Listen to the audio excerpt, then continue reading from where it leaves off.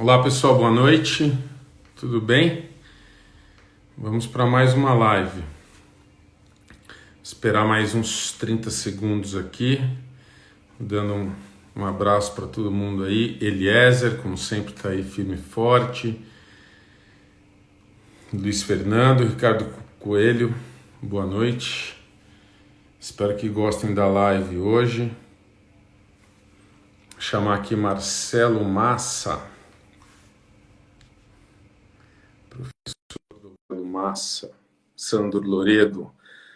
Queria mandar um abraço pro Tubarão, super parceiro meu. Olá, Marcelo! Opa! Tudo bem? Vamos fazer o teste das conexões. Tudo bem? Aí, como é que tá? Tudo bem? Você tá me ouvindo bem? Tô te ouvindo bem, e você? Também, eu tô te vendo bem, te ouvindo bem. Ótimo, maravilha. Tamo junto, então. Tamo junto. Pô, tô super feliz, cara. Tô muito feliz de fazer essa live. Vou falar bem rápido aqui da nossa história já dentro do tênis, fora do tênis, dentro da USP, né? Bom, pessoal, é um super prazer ter o aceite do professor doutor Marcelo Massa. Eu vou procurar ser breve no currículo dele, porque é muito extenso. Mas o que vale a pena falar do Marcelo aqui é que ele vai nos ajudar dentro do tênis a desmistificar um pouquinho um tema que eu vejo que é muito importante para o tênis e, ao mesmo tempo, ainda é muito empírico. Ou seja, são poucas pessoas que estudam esse tema que a gente vai falar hoje, que é desenvolvimento de talentos.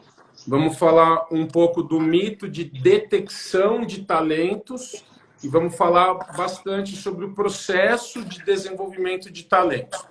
Para isso, então, a gente conta com a ilustre presença do professor Marcelo Massa. Vou falar bem rápido aqui, mas ele fez mestrado e doutorado na USP. Hoje ele é livre docente da USP. Ele estuda, então, esse tema, não só no tênis, mas em todos os esportes. Ele tem um cargo muito importante junto à FIFA. Ele é um coach educator, ou seja, ele faz parte de um grupo que treina um grupo de professores que treinam os treinadores. Olha que joia isso. E ele está à frente disso, por quê? Porque ele tem esse conhecimento específico em desenvolvimento de talentos. Outra coisa que vale a pena falar, assim, um pouco do meu histórico com ele, nós temos um livro juntos, quer dizer, eu, ele, mais alguns autores, que é o livro que se chama Tênis, Novos Caminhos para uma Abordagem Profissional. Também juntos nós escrevemos, não sei nem se o Marcelo lembra disso, nós escrevemos um artigo para ITF, talvez tenha sido 2012, 2013, sobre multidisciplinaridade e interdisciplinaridade. E o Marcelo tem um outro lado, assim, um outro lado atleta dele. Ele já foi para 8 Ironmans. Então, a gente está falando com uma pessoa que entende da prática, tá? Ele não é só aquela pessoa que estuda o desenvolvimento de um atleta. Óbvio que todo mundo sabe como que tem todo um processo atrás de você fazer uma prova de Ironman. né? Sendo que, pô, ele já fez 8.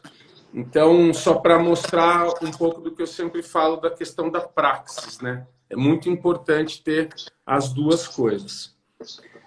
Bom, dito isso, eu acho que a gente pode começar o assunto. Eu tenho basicamente 3 perguntas para fazer para o Marcelo. Cada uma delas a gente poderia ficar aqui uma live inteira de 1 hora ou um pouco mais, mas a gente vai procurar fazer todas em uma só. Primeiro tema, então, Marcelo, eu gostaria que você discorresse um pouquinho sobre a questão do conceito de talento, talento esportivo, obviamente, e falasse um pouco dessa questão, o que muda, porque por muito tempo se falou em detecção e desenvolvimento de talentos. E hoje acho que a gente consegue. Eu até há pouco tempo eu assisti uma matéria que você fez para o Globo Esporte falando sobre isso, né? Que hoje a gente tem que se preocupar muito mais com o desenvolvimento de talentos. Por quê? Porque não adianta, né? Sendo um pouco mais prático, veja se está certo isso dentro do seu conceito. Não adianta você detectar um talento se de repente você não sabe como desenvolvê-lo. Palavra Ótimo. toda sua. Bom, primeiramente, agradecer ao Lugero a apresentação, antes disso, o convite, né? E o Lugero é um profissional que eu tenho muito respeito por toda a experiência prática e a referência que ele representa dentro do tênis e, ao mesmo tempo, na biomecânica aplicada ao esporte, especificamente ao tênis, né? Eu penso que o Lugero representa um tipo de profissional da nossa área que é exceção, né? A maioria não tem essa combinação de fatores, né? Então, eu fico muito feliz sempre que eu tenho notícias a respeito do trabalho do Lugero e, ao mesmo tempo, quando eu sou convidado, né, para juntos podermos trocar figurinhas, né, sobre aquilo que a gente mais gosta. No caso, a gente tem a feliz oportunidade de trabalhar com o que a gente gosta, né? Então, por isso que é muito gratificante estar aqui hoje.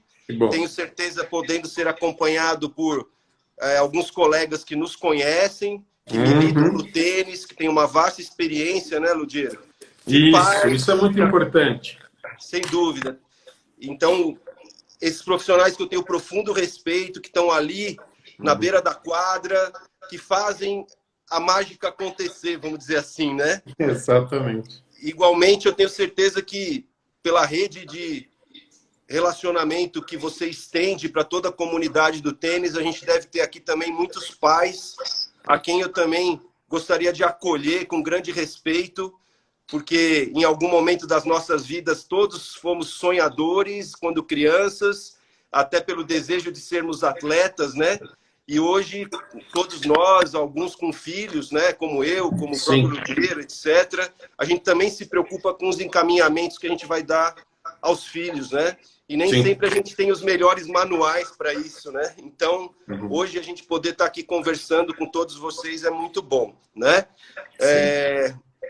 Indo agora à pergunta, né, a respeito de uma definição ou de um conceito do que se entende por talento esportivo, né? É preciso que a gente diga que sejam as definições genéricas sobre o talento, sejam as definições aplicadas ao esporte, todas elas são muito superficiais, né?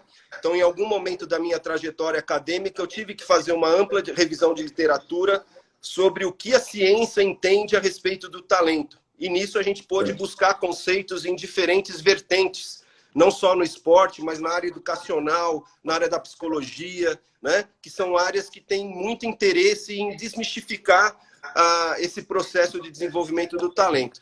E para não ficar em cima do muro, é óbvio que eu vou aqui compartilhar qual seria essa definição genérica, né? Que legal.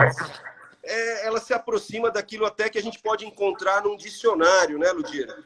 De qualquer maneira, eu acho interessante a gente falar de conceitos, porque a gente trabalha com um contingente enorme de treinadores que estão envolvidos nas categorias de base do tênis e que um dos objetivos, não é o único, mas um dos objetivos é contribuir com a formação de novos talentos, né? Então a gente precisa provocar um pouco os treinadores para, pelo menos, se aproximarem dessa linguagem da ciência aplicada ao talento, né? Porque chega a ser até dicotômico, né? Você trabalhar com formação de talentos e nunca ter lido uma linha sobre o que é talento, né?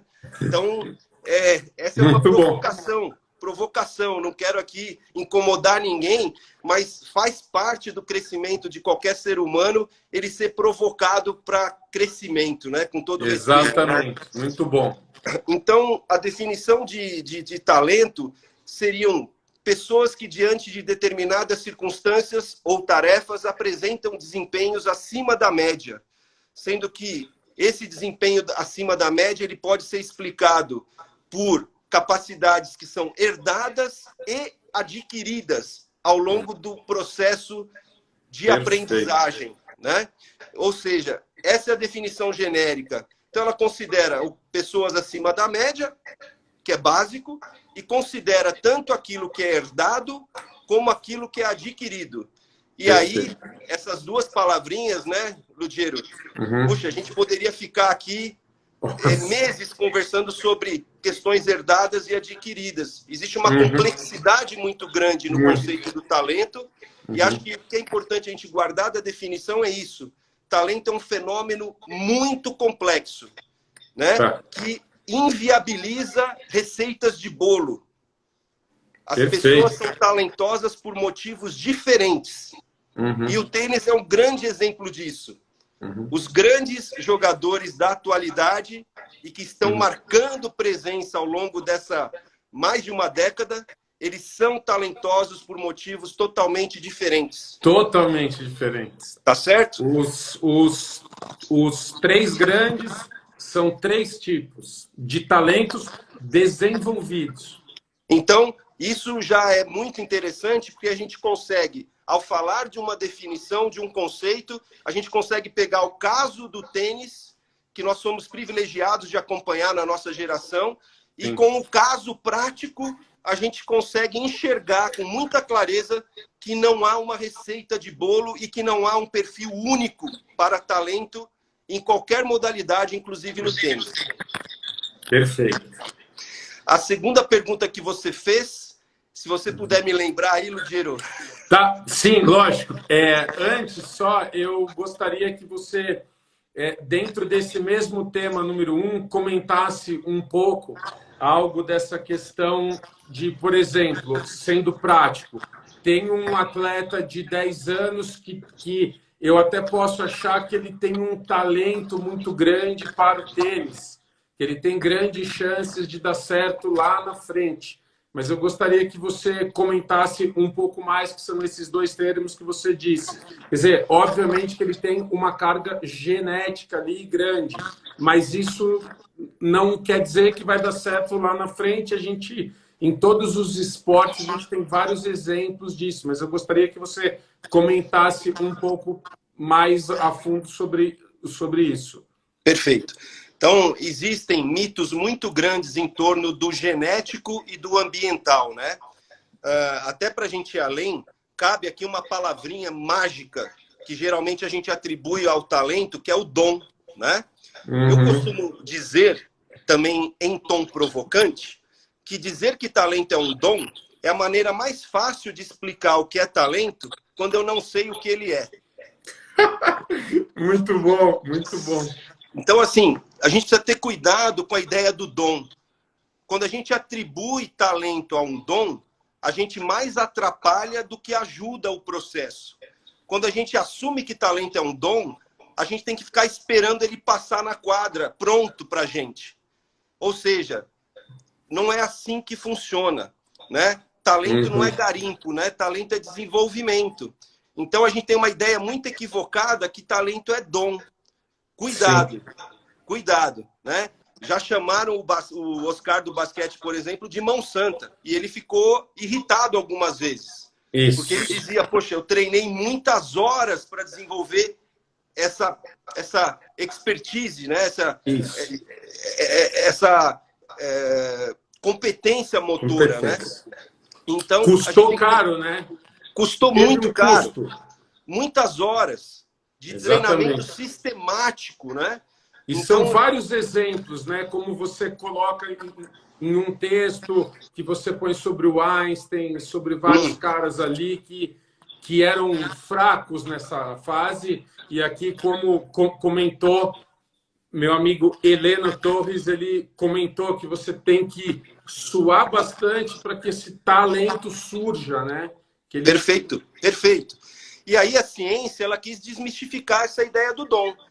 A porta que a ciência abriu foi a genética. Poxa, se não é dom, é o quê? Deve ser genético. Só que os estudos sobre a genética aplicada ao talento também não foram conclusivos. Ao contrário. Ao contrário. Exatamente. Todo mundo que entrou pela porta da genética saiu dizendo que, gente, não é. É uma relação inversa, né? A genética por muitos fatores, né? Porque todo mundo fala que você é bom, e aí você crê que você é bom, e quando você crê isso, você está morto, enfim, são várias outras coisas. Você treina menos. Então, quer dizer, a genética a gente tem hoje como, não que ela não tenha peso algum, vai depender da composição de um determinado talento. Para alguns atletas, ela pode ter um peso, mas ela não explica de maneira autossuficiente o que é o talento. Em contrapartida, o ambiente explica muito mais sobre o que é talento. Então, isso hoje, é legal falar. A ciência já chegou à conclusão que mais importante do que o que é herdado ou o que é genético é o ambiente que eu me desenvolvo. Eu posso ter atletas surgindo por acaso? Sim, eu posso. De repente, o Guga é um exemplo de talento que o universo conspirou a favor, com vários elementos que ao longo da vida dele canalizaram e potencializaram o desenvolvimento dele. Perfeito.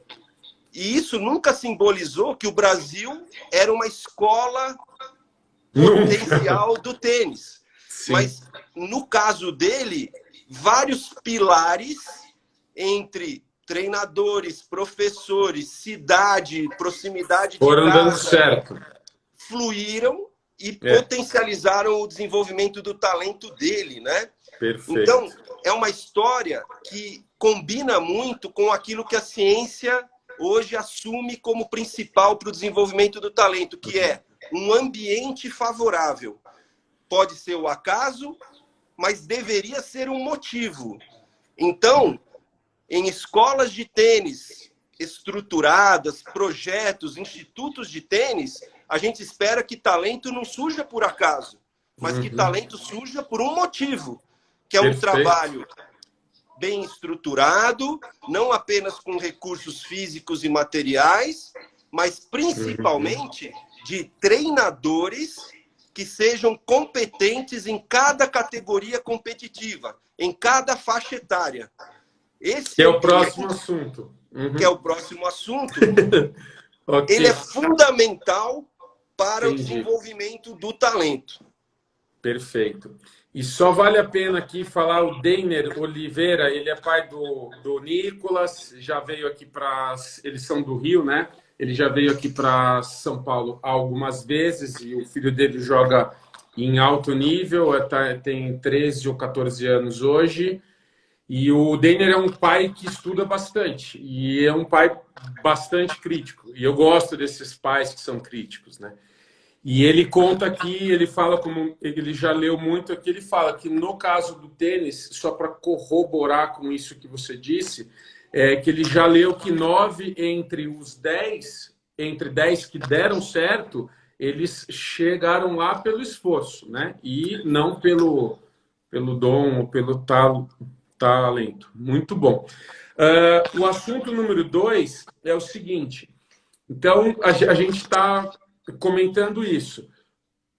Como que funciona esse processo de desenvolvimento do talento? Então, você já comentou a questão do ambiente. Dentro desse ambiente, fora as questões talvez mais técnicas, como quadra, como clima, tal, eu gostaria que você falasse um pouco de dois que são básicos que a gente sabe, que seria a família, né? Como que a família ela pode ser um desses potencializadores e como que o treinador, obviamente, que é o que está ali no dia a dia, também. E você tocou num assunto aí, que é outra tecla que eu bato bastante, que é a estratificação desse processo. Ou seja, na prática, eu vejo até hoje treinadores que falam que pega o seu filho de 5 anos e leva ele até o top 5. Então, aí eu faço uma comparação com a escola, mas na escola não funciona assim. Eu tenho um professor muito bom para a série tal, e aí depois meu filho muda de série, ele vai ter aula com outros, e é isso que óbvio que a gente sabe que acontece, por exemplo, onde tem uma escola de tênis, na França, na Austrália, nos Estados Unidos, Suécia, na própria Itália, que está melhorando bastante o tênis dela de 2 décadas para cá. Então, você tem essa estratificação. Agora eu falo na questão dos treinadores. Então, eu gostaria que, se possível, que você comentasse um pouco isso. O quanto que é importante, óbvio que a gente sabe quanto é, ou como é importante você ter treinadores, experts, numa certa faixa etária, ou com um certo nível técnico, para que ele consiga desenvolver nessa fase e passar o atleta para outra fase numa linha do tempo aí. Perfeito. Acho que são perguntas muito interessantes, né, para a gente contextualizar melhor esse ambiente de formação, né? E começando pela primeira pergunta a respeito dos pilares, né? Eu chamo de pilares, né, de sustentação desse processo. Eu lembro como se fosse hoje, quando caiu na minha mão um livro que mudou os paradigmas, né, de pesquisa na área do talento. É um clássico, e curiosamente eu estou aqui com ele na minha mão. Ah, né? Que legal! Mostra aí. Então, é esse livro aqui do Benjamin Bloom, né? É um livro difícil de se conseguir porque ele não foi reeditado, ele é da meados da década de 80, mas ele é um clássico que fala exatamente, dá para ver no título, né? Que talento se desenvolve, né? Sim, desenvolve. Então, quer dizer, muito legal. Esse livro aqui é incrível porque ele estudou jovens em processo de desenvolvimento de talentos em diferentes áreas do conhecimento, inclusive no tênis. Inclusive. E ele encontrou pilares comuns. Seja você um artista, um atleta, um engenheiro, um matemático, ele encontrou que os pilares que sustentam a formação das pessoas talentosas são os mesmos. O primeiro pilar, obviamente, é a família. É o como a família se relaciona com esse processo. Isso é muito importante. Né? Então, assim, tem famílias que têm apoio positivo na medida certa. Tem famílias que extrapolam o tipo de apoio e acabam atrapalhando demais o processo. E tem famílias que, infelizmente, são ausentes e também acabam atrapalhando o processo. Já é comprovado pela ciência que pessoas talentosas tiveram famílias que conseguiram dar apoio na medida certa. E não estamos falando necessariamente de apoio financeiro. Sim. Estamos falando principalmente de apoio emocional, de reforços positivos que possam, junto com o sistema de desenvolvimento que inclui a escola de tênis, somar, criar um ciclo virtuoso que contribua para o processo de desenvolvimento da criança e do jovem. A dificuldade em relação aos pais é muito grande. A gente sabe, porque eu saio Brasil afora conversando com treinadores de diferentes modalidades nos cursos, e existe uma grande problemática em relação a como os pais participam do processo. E aí, no ambiente que eu convivo social, eu consigo conversar com os pais dos filhos dos amigos do meu filho, né? E eu consigo ainda, né, dar uma conscientização de como agir, né? Mas a gente precisa melhorar a nossa relação com os pais. Os pais não têm um manual de como deve ser esse apoio. A gente tem que sentar com os pais e conversar sobre a importância deles no processo e quais são os limites que eles podem chegar sem que atrapalhe os filhos e o processo, né? Então, esse é um assunto grandioso aí para outros momentos, né? O outro pilar, depois da família, é proximidade de casa. Olha que incrível. Parece básico, mas na realidade brasileira ajuda bastante. Que não é. A gente não tem, às vezes, próximo de casa, as oportunidades. Sobretudo pensando democraticamente. Quando a gente vive em cidades grandes, num país grande como o nosso, em grandes polos, né? A gente sabe as dificuldades de deslocamento. Parece que não, mas proximidade de casa é um fator comum dos jovens talentosos. Isso favorece muito a dinâmica do dia a dia, a ponto de potencializar o desenvolvimento do talento. Tanto é que na Inglaterra havia uma norma da Federação de Futebol, onde a criança e o adolescente não podiam, até determinada idade, jogar em outra cidade ou em outro bairro. Se não me engano, era um raio de 20 quilômetros. Olha, impressionante, porque eles sabem que vai ter um impacto não muito bom sobre esse processo todo. Exato. À medida que o instituto ou a escola de tênis é longe, isso atrapalha a dinâmica da família, a dinâmica do estudo, das relações sociais da criança, porque ela precisa se desenvolver em outras dimensões. Não pode ser só tênis. Para ser atleta de tênis, a gente tem que ter um arcabouço muito maior de desenvolvimento em várias dimensões, né? Então, quando a gente pensa que quanto mais cedo eu dedicar horas a fio praticando tênis, isso vai favorecer, a gente tem que ter cautela. Proximidade de casa favorece equilíbrio de todas essas dimensões, né? Isso é o segundo pilar. O terceiro pilar são os treinadores. Então, nos estudos feitos com pessoas talentosas, legal, vamos ver. Os treinadores tiveram um papel muito significativo e digo mais, sobretudo nos anos iniciais e intermediários da aprendizagem. Esses treinadores, eles são de fato aqueles que representam o que há de mais importante na formação do talento. Injustamente, são aqueles que na escala de valorização, às vezes são os menos valorizados. Não digo só economicamente, mas às vezes até reconhecidos pela importância deles no processo.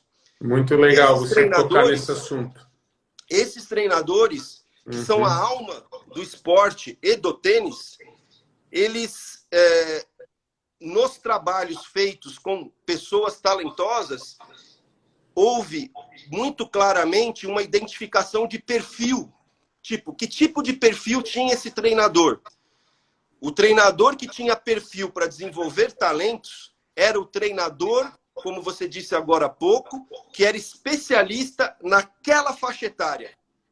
A estratificação.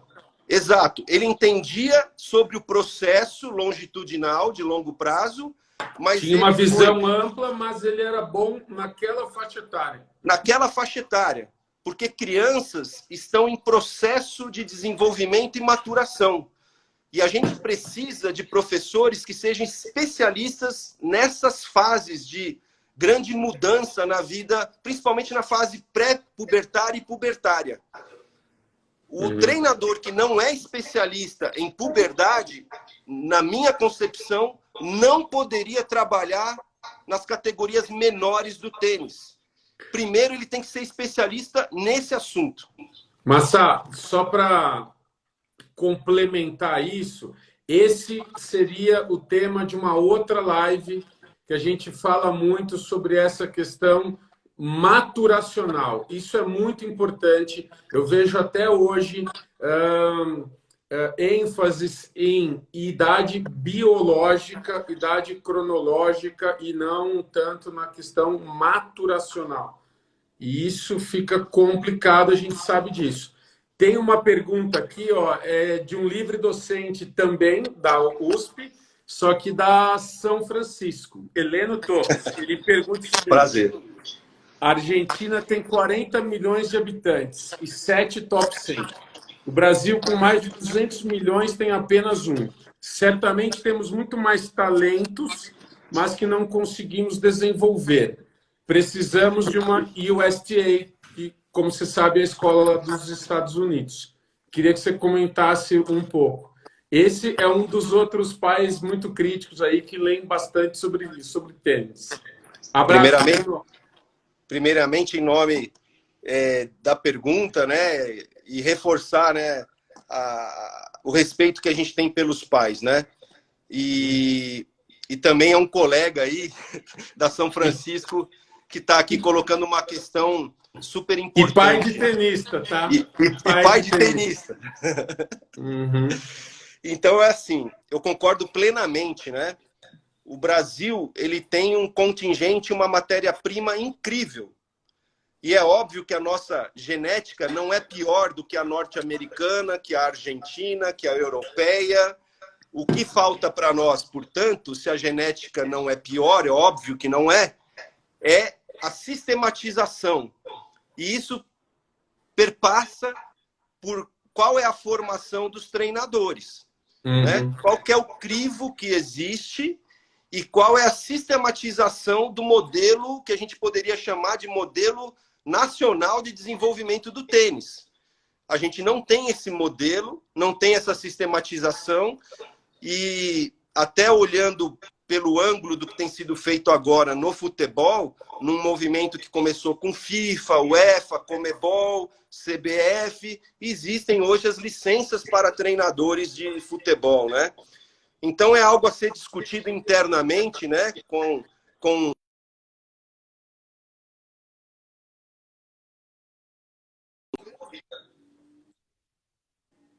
falando aqui passa também por essas entidades, por federações, confederações. Sim, precisa.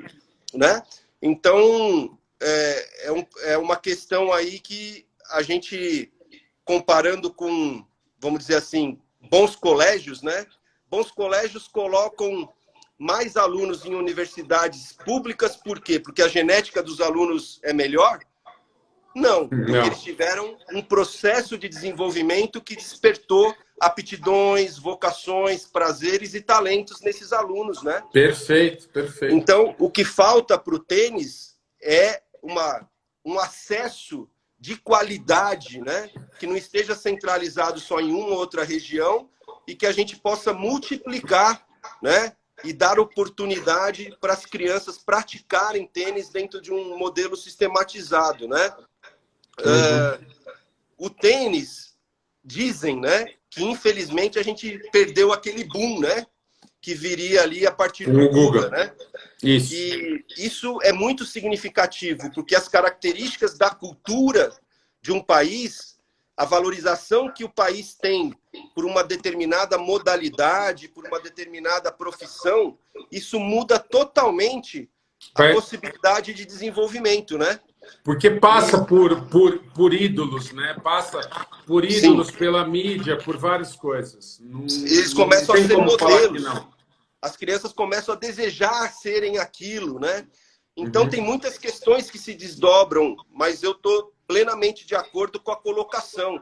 É óbvio que a gente tem aí um contingente incrível para ser trabalhado e ter sucesso no tênis. O que nos deixa feliz, porque a gente está aqui nessa conversa reunida aí com muitas pessoas e a ideia é essa mesmo, né?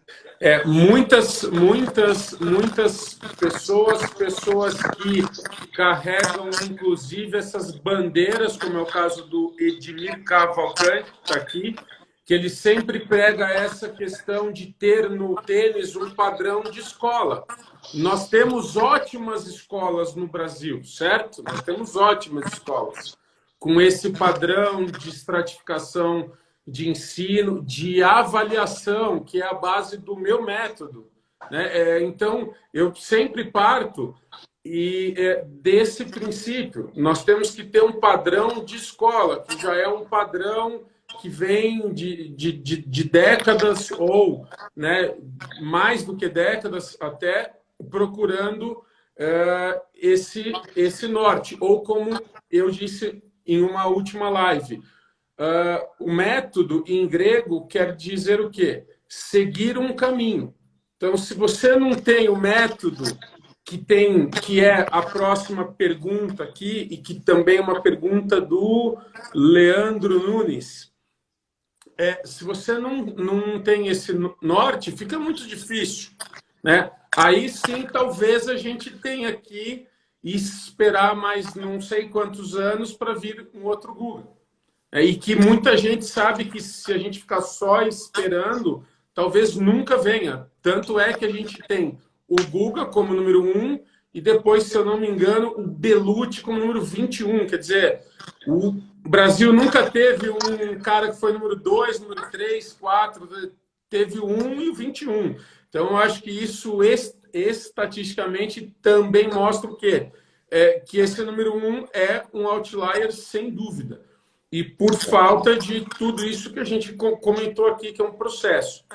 Sim. Já encaixando o terceiro tema, que eu gostaria de perguntar um pouco, que seria o quê? Quais os princípios que você poderia citar um pouquinho aqui? Eu sei que aí é uma outra live, mas quais os princípios do desenvolvimento desses talentos? Por exemplo, uma das questões aqui do Leandro Nunes, ele pergunta onde fica a base motora. Bom, fica dentro desses princípios. Então, é óbvio que você vai comentar um pouco sobre esses outros tópicos, então, sobre princípios do desenvolvimento de talentos. Bom, vamos lá. Primeiro, a gente tem no tênis o conhecimento, que é uma modalidade que ela tende a ter uma iniciação muito precoce, né? E essa seria a primeira etapa, né? A iniciação ao tênis, né? E a gente tem aí alguns dados indicando que algumas crianças iniciam realmente muito cedo no tênis. E cabe aqui uma observação. Eu não penso que isso seja ruim. Tá. Né? Ao mesmo tempo, também não diria que é bom. E aí eu vou explicar. A resposta é depende. Eu defendo que haja uma iniciação precoce. Porque, de fato, o volume morto que a gente tem na iniciação esportiva é grande no Brasil. Esse tema é muito importante. Crianças entre 2 e 7 anos praticamente estão alheias a qualquer processo de iniciação motora. Que legal você falar isso, meu. Muito importante. Né? Então, eu acho interessante abrir espaços de oportunidade para que crianças, a partir de 3, 4, 5 anos, comecem a brincar. Sim. E o tênis pode ser uma porta de entrada para essa brincadeira. Muito legal, uma ótima porta de entrada. Se a iniciação precoce for dessa maneira, tá perfeito. O primeiro estágio do desenvolvimento tem que ser assim. Uma brincadeira, algo lúdico, divertido, que use o espaço da quadra, de diferentes materiais, bolinhas, raquetes, materiais improvisados, joguinhos coletivos, enfim, descaracterizar, desconstruir o tênis, sim, mas com elementos do tênis. É a fase número 1 do tênis, é fazer a criança gostar. Ter o prazer, se familiarizar com o espaço, com os materiais, com os objetos e assim, trabalhar o repertório motor, né? Não ficar restrito aos movimentos específicos do tênis, ir para além dos movimentos do tênis. Os grandes atletas de tênis, eles costumam ter um repertório motor muito amplo.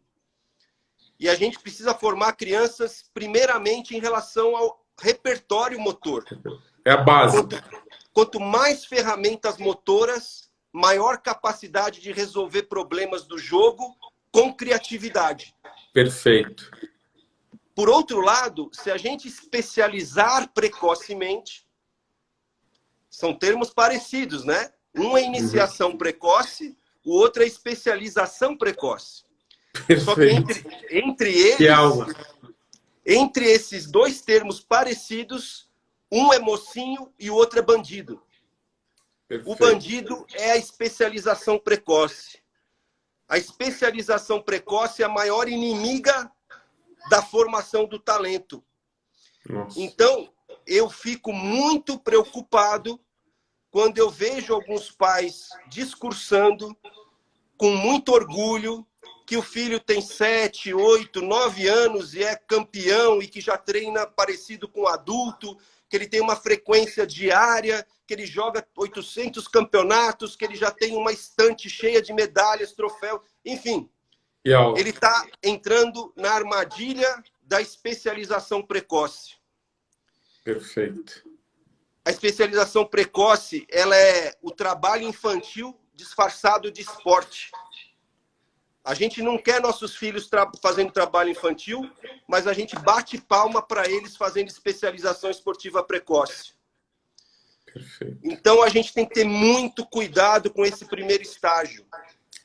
E isso a gente vê muito em Instagram, em Facebook, postagens, né? Isso daí que você falou muito. A gente vê muito isso como se fosse um troféu para os pais. Olha como que é o backhand do meu filho com 6 anos. Exato. Coitado, né? Porque com 6 anos era para ele estar fazendo outras coisas. Exato. Então, assim, o atleta olímpico norte-americano, isso é um dado do relatório do Comitê Olímpico Norte-Americano, dado oficial. O atleta olímpico norte-americano, antes de se especializar em uma modalidade esportiva, ele praticou no mínimo 3 modalidades diferentes. Nossa, impressionante. Isso mostra pra gente que ele tem um repertório motor diversificado. Muito amplo. Ou seja, não estou dizendo agora que os pais têm que sair correndo para matricular os filhos em 300 escolas de esporte diferentes. Mas eu estou dizendo que mesmo que a criança esteja, entre aspas, só no tênis, ainda assim é possível trabalhar o repertório motor diversificado se tivermos um professor muito competente para isso na iniciação. Perfeito. Depois dessa etapa, Ludiro, onde a ênfase é dar início a esse trabalho motor, vem a formação no tênis. Essa etapa que a gente está falando é uma etapa que vai até mais ou menos 10 anos de idade. 10, 11. A partir daí, a gente já tem mais elementos formais do tênis e a competição ela pode participar do processo como coadjuvante e não como um fim nela própria. Perfeito. Esse é um outro erro dentro do processo de formação. Quando a gente começa a ir para os campeonatos em busca de resultados imediatos, isso não favorece a formação do tenista talentoso. Ao contrário, isso abrevia o processo, porque a gente vai saturar ele por resultado, vai pressionar ele emocionalmente, fisicamente, ele vai ganhar tudo nas categorias menores, mas não chegará ao alto nível. E o tênis coleciona histórias desse tipo. Infelizmente. Há décadas. Né? Outro dado interessante desse processo é que já é provado que resultados precoces expressivos não servem de parâmetro para dizer quem será ou não talentoso. Perfeito. Não sou eu que estou falando isso, são os estudos. A maioria das pessoas talentosas, incluindo os atletas, se desenvolvem com o passar do tempo e nessa etapa intermediária não necessariamente tem resultados expressivos, mas sim usa as competições como uma etapa de aprendizagem, onde gradualmente ele vai se desenvolvendo e tornando-se consistente na idade certa. Então, essa é a etapa intermediária, que corresponde aí à pré-puberdade e até mais ou menos metade aí da puberdade. A gente tem que ter muita cautela, com a pressão que a gente exige sobre o tenista. Perfeito. Olha, eu vou procurar aqui muitas perguntas. Eu vou procurar responder uma do Gustavo. Gustavo, treinador muito amigo do Rafael Pacciaroni. Legal. Gustavo, que joia que você está aí. Para mim, sem dúvida, um dos melhores treinadores do Brasil, exatamente porque eu sei que ele tem essa visão holística e também tem a visão específica em uma certa faixa etária, em um certo nível técnico, mas ele está sempre buscando e fazer um link que ele pergunta aqui se a gente acredita em um currículo único nacional, ou seja, numa escola brasileira de tênis.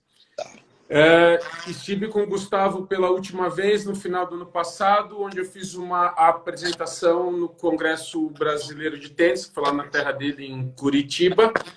E a minha última fala foi exatamente essa. O meu último slide foi esse. Foi colocar, ou como você muito bem fala, provocar. E aí, quando que nós vamos ter uma escola brasileira de tênis? Uma escola. E fazendo link com o que o Edmir sempre fala, padrão escola. Estou procurando fazer os links aqui. Eu tenho muita esperança com o Caio Cortella agora junto ao Departamento de Capacitação da CBT. E o Caio, ele pensa muito dessa forma. Tanto que eu vou usar um exemplo do próprio Caio no tema dele, nesse final de ano, onde ele mostrou o caso de um brasileiro que, sei lá, com 15, 16 anos, tinha ganho super fácil do Federer. Ele mostrou até uma matéria falando que esse cara ganhou, acho que na época, 62, 60 do Federer, e ele tinha um diário que ele até colocou lá. Eu fiz um jogo contra um cara que se chama Roger Federer e o jogo foi muito fácil. E isso já, assim, nessa fase intermediária que você comentou. Então, assim, é óbvio que a gente tem toda a esperança, mas eu creio, só para deixar bem claro, que eu vejo que o único caminho é isso que o Gustavo comentou aqui, ter uma escola, né, ou algo com um padrão de escola que tenha um currículo único nacional. E se não acontecer isso, a gente vai continuar patinando como a gente tem feito, e de vez em quando surge um 30 do mundo, um 20 do mundo, que são guerreiros, né, contra tudo e contra todos, sem método, cada um por si, e vários contra, né, que a gente sabe disso, enfim. Então, eu vejo que é por aí mesmo. Inclusive, Ludiero, se você me permite rapidamente... Deixa eu ver. Sim, lógico, pode... No futebol, recentemente, eu fui convidado para participar de um encontro onde a La Liga, que é a instituição que organiza a Liga Espanhola, ela veio ao Brasil compartilhar qual que é a metodologia espanhola para desenvolvimento das categorias de base do futebol. E, assim, acho que é exatamente um paralelo com essa questão. Sim. Na verdade, acho que colocar uma camisa de força nos diferentes institutos e escolas de tênis, obviamente que não é esse a maneira, né? A maneira é a gente ter as diretrizes, os norteadores, né? Quais são as variáveis do currículo que devem estar presentes em cada etapa. Óbvio que cada escola e instituto vai ter a sua maneira de aplicar esses conteúdos, né? Vão dar vida a essas diretrizes, né? Então, quando a gente fala, às vezes, vai ter um currículo que vai ser igual para todo mundo, tem gente que tem um pouco de arrepio. Não é Sim. isso que a gente está querendo dizer. A gente está querendo dizer que precisa ter um método, conteúdos para cada diretrizes. Etapa. Diretrizes, norteadores. E, obviamente, vai ter uma certa flexibilidade. Exato, isso aí. Tá. Só que comentar mais um caso, entrou na live aqui, Ilson Santos, pai do Lucas, que é um atleta que eu tive.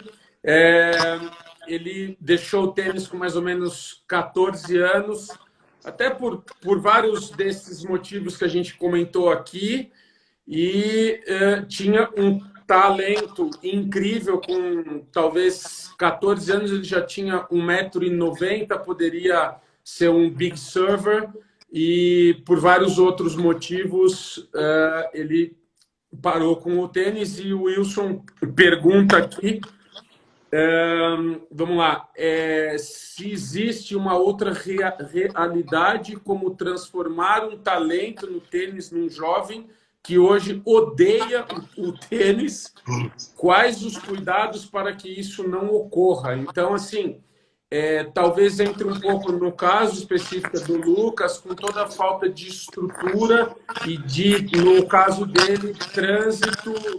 Eu morava em Alphaville, ainda dava treino lá, e ele aqui em São Paulo. Então, eram várias horas por dia no carro, que é aquele assunto que você comentou. Chegava no final de semana, tinha que fazer um jogo às 9 da manhã, outro jogo às 9 da noite. Enfim, tudo isso também que a gente passa por aqui, né? Sem dúvida, Lugero. Perfeito. Acho que isso tem tudo a ver com aquele assunto anterior. E eu acrescentaria que o tênis, aquele primeiro estágio, é pura diversão, né? É brincadeira, é joguinho, tem que pirar a molecada, elas têm que adorar aquilo, né? Então,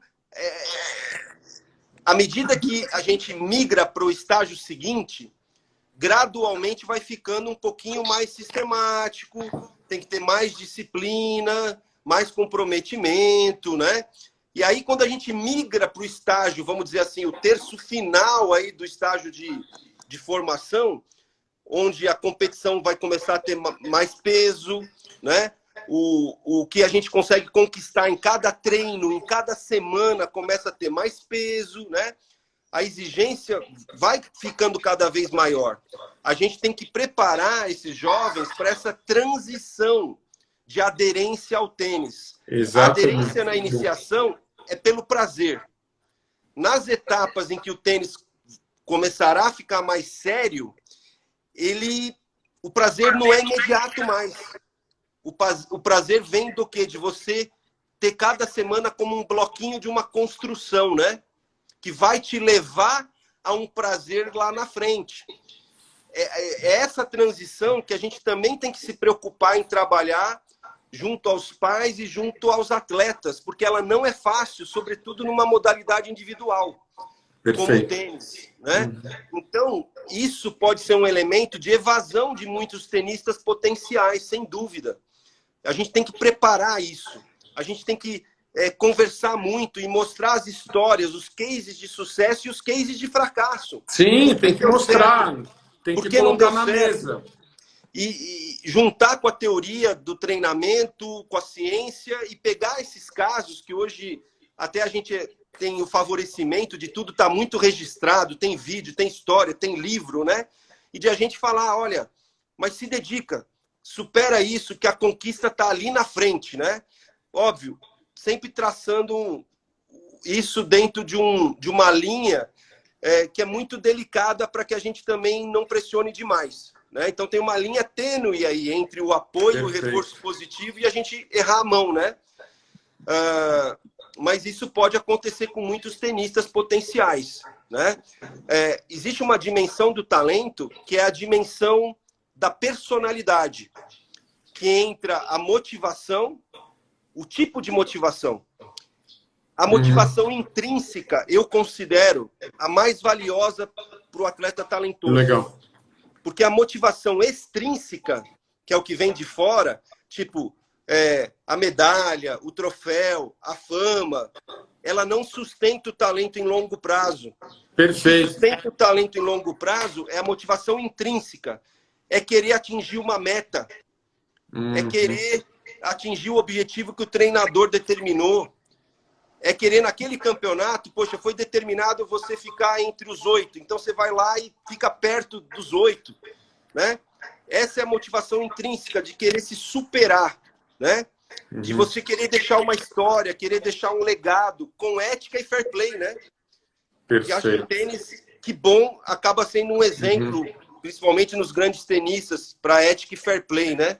Perfeito. Então, assim, essa pergunta ela é difícil, porque a gente sabe que muitos meninos e meninas acabam saindo do tênis exatamente nesse momento, né?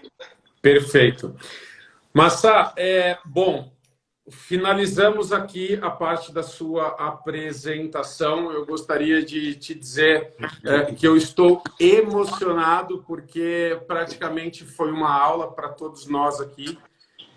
E eu fico até pensando que esse vídeo gravado, ele poderia ser passado para pais como se fosse um curso de pais e para técnicos de tênis, professores de tênis.